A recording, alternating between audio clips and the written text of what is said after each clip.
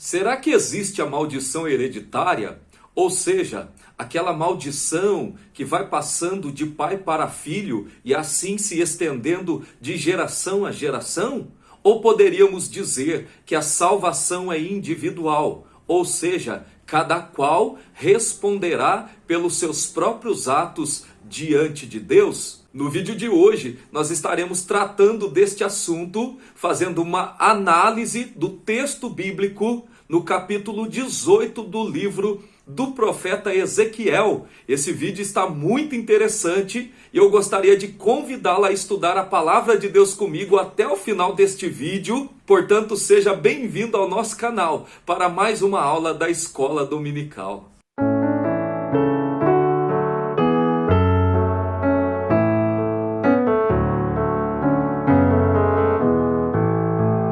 Queridos amigos e irmãos, que a graça e a paz do nosso Senhor seja sobre a vida de todos vocês. É com muita alegria que estamos aqui mais uma vez para estudar a preciosa palavra de Deus. No vídeo de hoje nós estaremos tratando de um tema extremamente interessantíssimo, que é sobre a responsabilidade individual de cada ser humano perante Deus. Nós vamos olhar para o texto de Ezequiel, capítulo de número 18, e nós vamos estudar este texto e perceber o que as Escrituras Sagradas tratam sobre este tema. Várias perguntas surgem a partir deste tema interessante. Será que existe maldição hereditária? Será que os filhos pagam pelos pecados dos seus pais? Será que existe de fato uma maldição que vai se passando de geração para geração?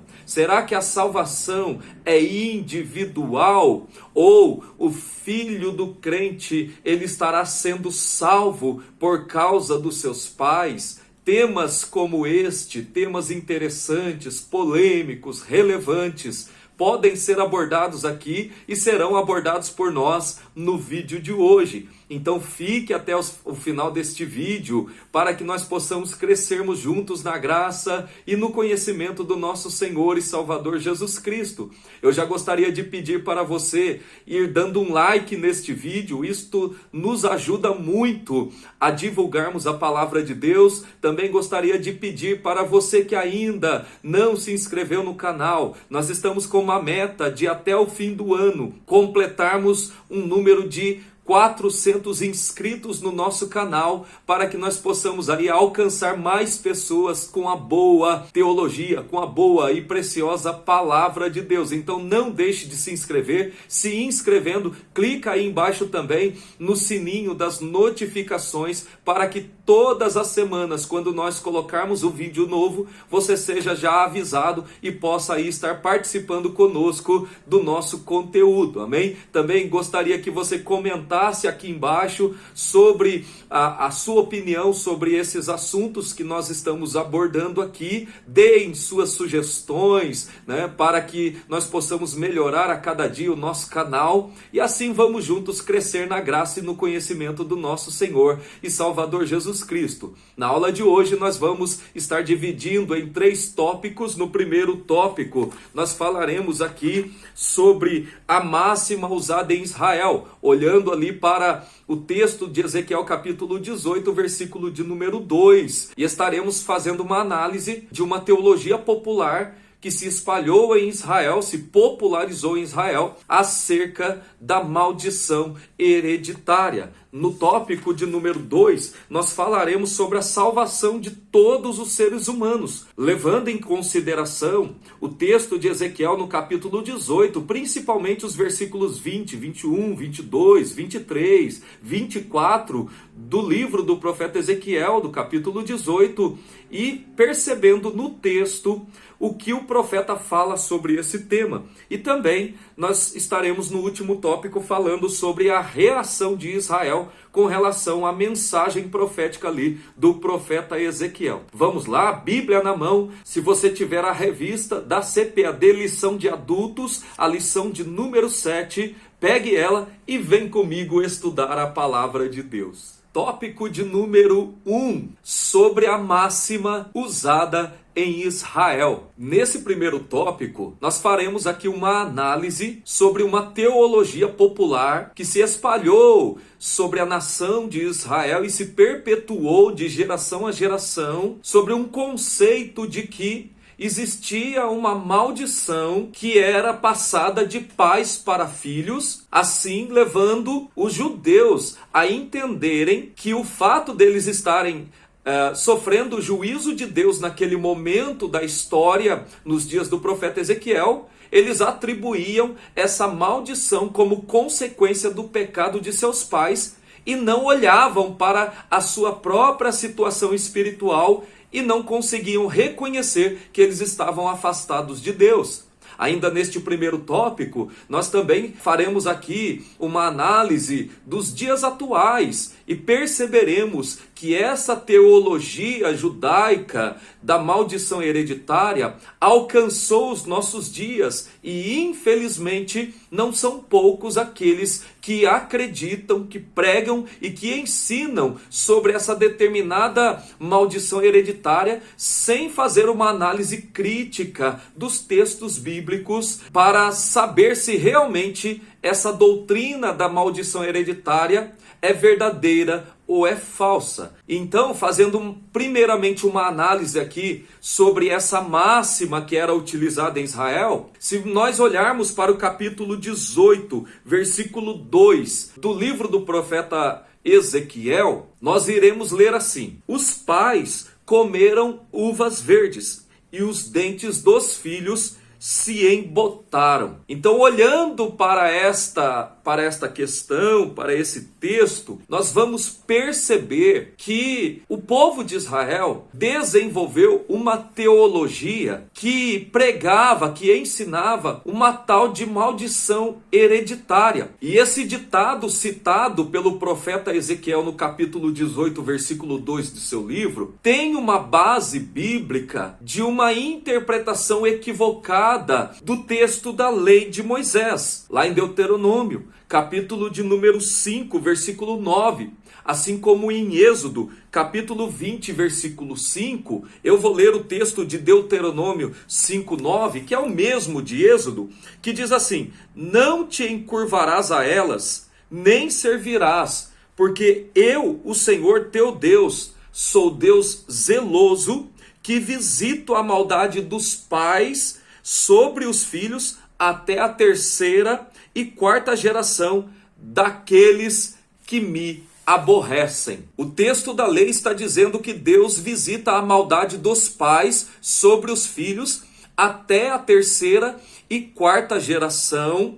E os judeus, tirando o texto do contexto e fazendo uma interpretação equivocada sobre esse texto, passaram a criar esse ditado popular de que os pais comem as uvas verdes e aos dentes dos filhos que se embotam, ou seja, as consequências dos erros dos pais vão recair sobre os seus filhos. Essa era a teologia popular que se espalhou sobre Israel, baseada numa interpretação equivocada deste texto da lei de Moisés.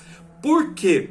Porque no texto está dizendo que Deus visita a maldade dos pais sobre os filhos até a terceira e quarta geração, mas não podemos tirar esse texto do seu contexto quando o texto continua dizendo assim: daqueles que me aborrecem. Ou seja, a palavra-chave do texto da lei aqui é justamente a maldição de Deus sobre aqueles que aborrecem a Ele, que aborrecem a Deus. Ou seja, se os filhos aborrecem a Deus tanto quanto os pais, certamente a maldição estarão também sobre eles. Mas olha o que diz a continuação do texto, no versículo 10 do capítulo 5 de Deuteronômio.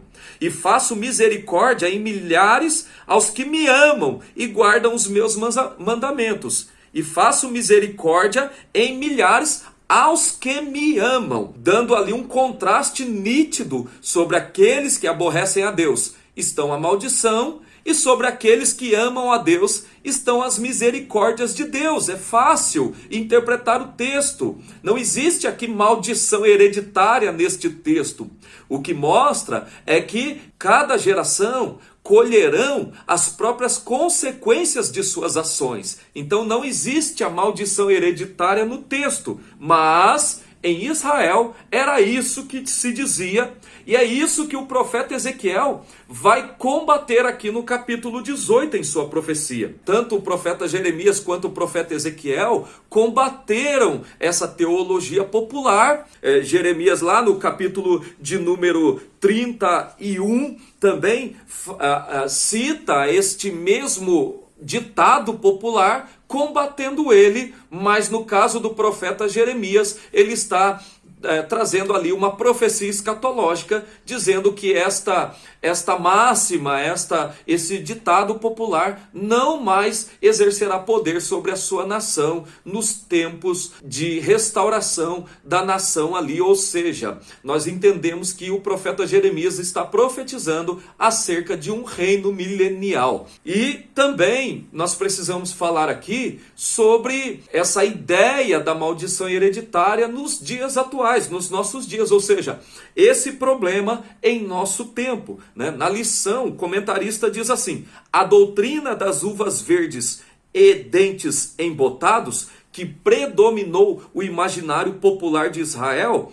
em Jeremias 31, 29 e Ezequiel 18, 2, veio a ser parte do cardápio doutrinário de um movimento infiltrado em algumas igrejas, conhecido como o movimento da batalha espiritual. Se nós olharmos um pouquinho para algumas décadas atrás, nós vamos perceber que no Brasil chegou com muita força alguns ensinamentos estranhos ao Evangelho, como por exemplo, essa doutrina baseada na batalha espiritual. Muitas igrejas, principalmente as igrejas que abraçaram a teologia da prosperidade, fizeram uso ou lançaram mão desta doutrina da maldição hereditária, Por que não lembrar aqui do movimento do G12, onde muitas igrejas, comunidades e igrejas neopentecostais adotaram esse tipo de movimento em suas igrejas e passaram a ensinar a maldição hereditária, colocando em suas liturgias de culto a chamada quebra de maldições, a oração forte, aquele trabalho de regressão que era realizado nos trabalhos em determinados períodos de retiros espirituais, fazendo ali a regressão espiritual para que aquela pessoa voltasse no tempo e tivesse condições de quebrar maldições que vieram passando de geração a geração dentro de suas famílias. Então, nós vimos isso acontecer e ainda hoje muitas dessas igrejas não abandonaram esses ensinos heréticos e continuam pregando esta dita batalha espiritual ou maldição hereditária sem nenhum embasamento bíblico, e muitas são as pessoas que são enganadas por esse tipo de movimento. Nós precisamos aqui, antes de concluir essa parte, dizer que sobre a vida daquele que aceitou a Jesus Cristo e entregou a sua vida a Ele, não existe nenhuma maldição, porque toda maldição já foi levada na cruz do Calvário, já foi cravada no madeiro. E por isso que o apóstolo Paulo, escrevendo aos Romanos sobre a justificação pela fé, nos ensina que nenhuma condenação há para aqueles que estão em Cristo Jesus, que não andam segundo a carne, mas segundo o Espírito. Então, se você é cristão, se você já aceitou a Jesus Cristo como seu único e suficiente Salvador, você pode descansar tranquilo, porque sobre a sua vida não existe nenhuma maldição, porque Cristo veio para desfazer as obras do diabo, amém? Então, essa teologia da maldição hereditária não é bíblica, é antibíblica, é herética, baseadas em texto tirados de seus contextos, amém? Tópico de número 2, sobre a salvação para todos os seres humanos. Neste segundo tópico, nós iremos olhar para o texto do livro do profeta Ezequiel, capítulo 18, e nós vamos perceber a partir do versículo 18 que o profeta assume aqui uma postura de um teólogo e vem trazer um ensinamento teológico para nós acerca da responsabilidade individual de cada homem, de cada ser humano perante Deus, mostrando ele que a responsabilidade é individual e cada qual dará conta de si mesmo perante Deus. Nós também falaremos aqui sobre a predestinação fatalista, refutando esta ideia com base no texto do livro do profeta Ezequiel. E nós veremos ainda neste tópico que, do mesmo jeito que um pecador que se arrepende, ele recebe a graça e a misericórdia de Deus, o oposto também é verdade, mostrando que aquele que está na fé e que se desvia dela e que se esfria na fé e abandona a fé, ele também sofrerá as consequências. Então nós mostraremos que a salvação condicionada à fé, e pode muito bem um salvo perder a sua salvação caso ele não persevere na fé em Cristo Jesus até o final da sua vida. A expiação realizada por Jesus Cristo na cruz do Calvário pelos pecadores foi uma expiação limitada, ou seja, realizada somente para aqueles que foram escolhidos para a salvação, ou é uma expiação ilimitada? Ou seja, quando Cristo morreu na cruz, ele morreu por alguns ou ele morreu por todos os homens? Bom, vamos olhar aqui para o texto do livro do profeta Ezequiel e eu quero ler os versículos 21, 22 e 23 do texto para nós nos situarmos aqui no contexto. Olha só o que diz o texto: mas se o ímpio se converter de todos os seus pecados que cometeu e guardar todos os meus estatutos e fizer juízo e justiça, certamente viverá e não morrerá. De todas as suas transgressões que cometeu, não haverá lembrança contra ele. Pela sua justiça que praticou, viverá. 23. Desejaria eu, de qualquer maneira, a morte do ímpio? Diz o Senhor Jeová. Não desejo, antes que se converta dos seus maus caminhos e viva.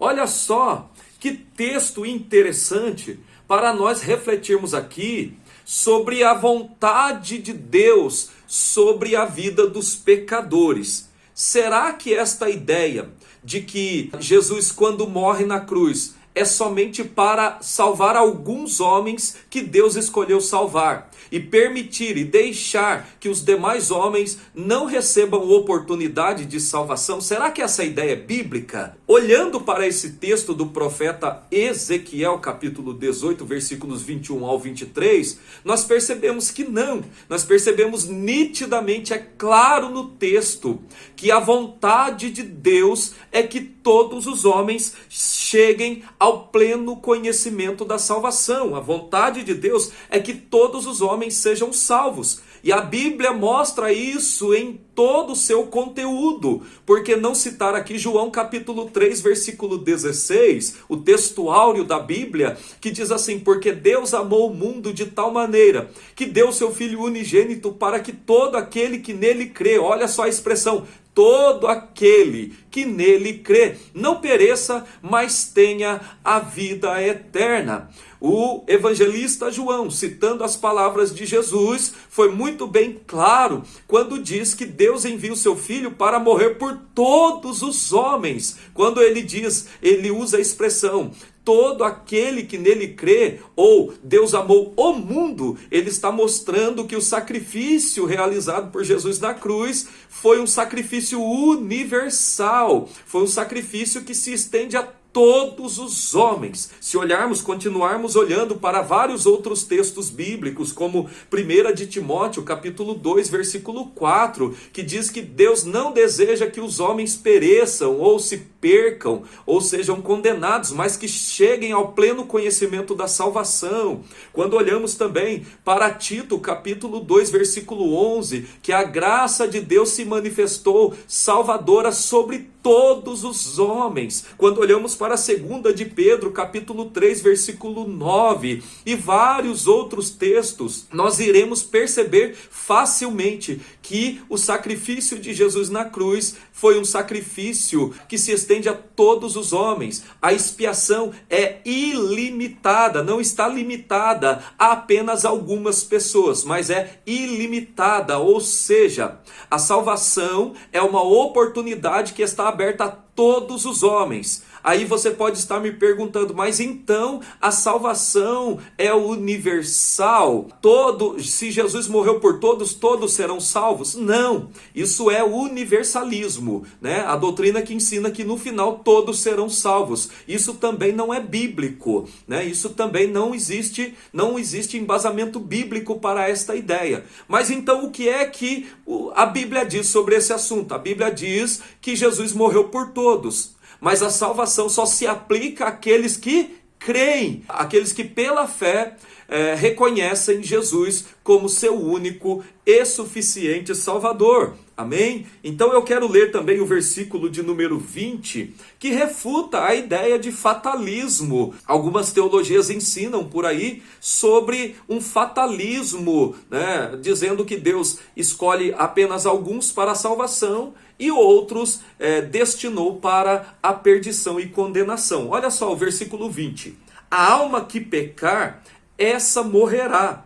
O filho não levará a maldade do pai, nem o pai levará a maldade do filho. A justiça do justo ficará sobre ele, e a impiedade do ímpio cairá sobre ele. O profeta está repreendendo a nação, a sua nação, o seu povo, justamente por conta daquele dito popular que contrariava a ideia de que a responsabilidade é individual. Ou seja, a geração de Ezequiel, assim como tantas as outras gerações dos judeus, atribuíam os pecados, né, as consequências de seus pecados aos seus pais. Eles queriam se isentar de suas responsabilidades perante Deus, das responsabilidades de seus pecados, atribuindo a ideia de que existia uma maldição hereditária e que eles só estavam colhendo aquelas maldições por conta dos pecados de seus pais. E isso era um problema, porque fazia com que eles não reconhecessem o seu próprio estado de pecador.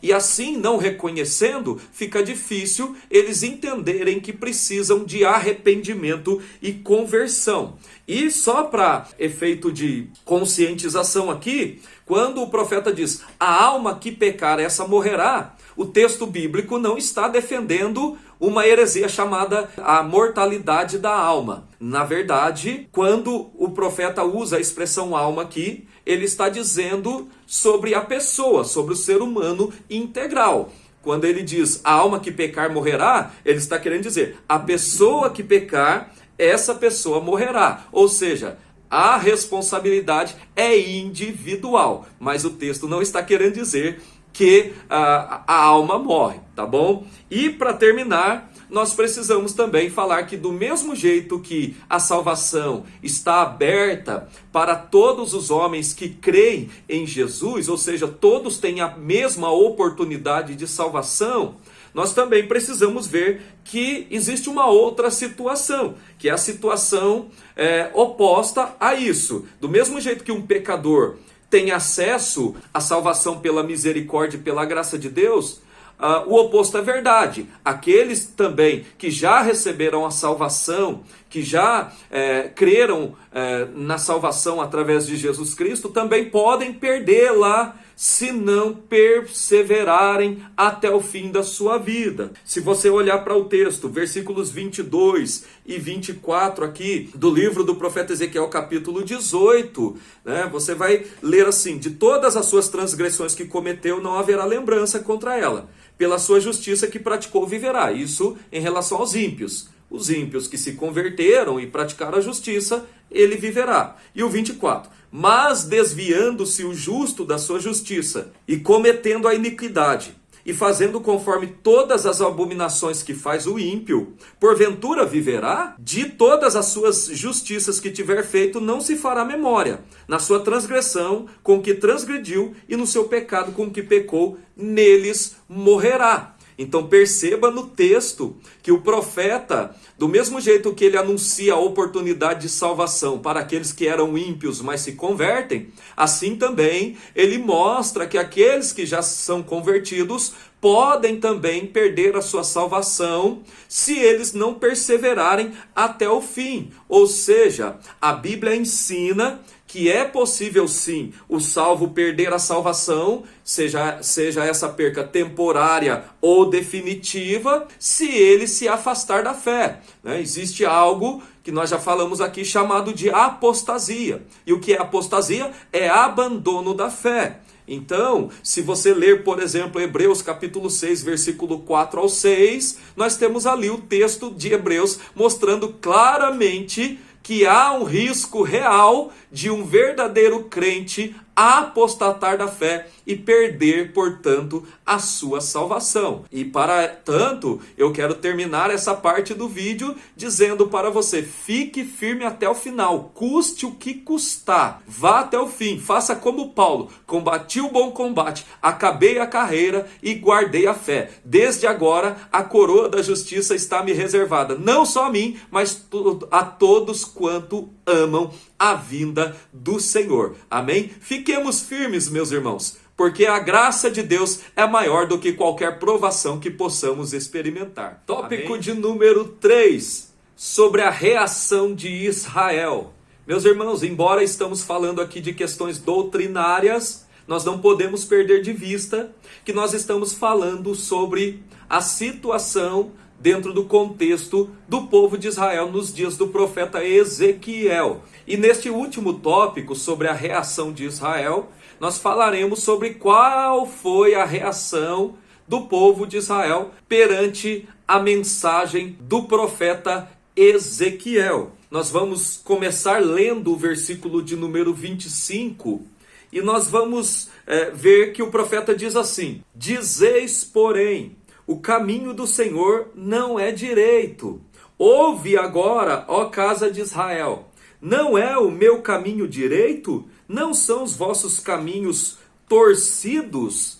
Então, nós temos um texto aqui onde o profeta Ezequiel confronta objetivamente o povo de Israel quando eles diziam que os caminhos do Senhor não eram direito. Olha como está a situação espiritual da nação de Israel, povo de Deus nos dias do profeta, trazendo aqui a ideia de que Deus estava sendo injusto para com eles. E aí, nesse versículo 25, nós vimos aqui Deus, por meio do profeta, trazer duas perguntas, mas são perguntas retóricas, ou seja, são perguntas em que as respostas são óbvias, né? Não precisam ser respondidas. Então a pergunta retórica não era esperada uma resposta. Trata-se de uma afirmação em forma de pergunta. E Deus está afirmando que os caminhos deles são direito e os caminhos do povo, da nação, são tortuosos, não são retos, né? São caminhos torcidos. Nós precisamos entender que esta mesma mensagem vale para nós hoje. Quando achamos que Deus está sendo injusto para conosco, que Deus não está nos vendo, que Deus não agiu da forma correta para conosco, não nos deu oportunidade, nós estamos expressando um pensamento distorcido da verdade sobre Deus, uma vez que Deus é justo e a sua justiça exige que ele pratique a punição dos atos maus dos homens pecadores, né? Assim como também Deus imputou a sua justiça em nós através da pessoa de Cristo Jesus.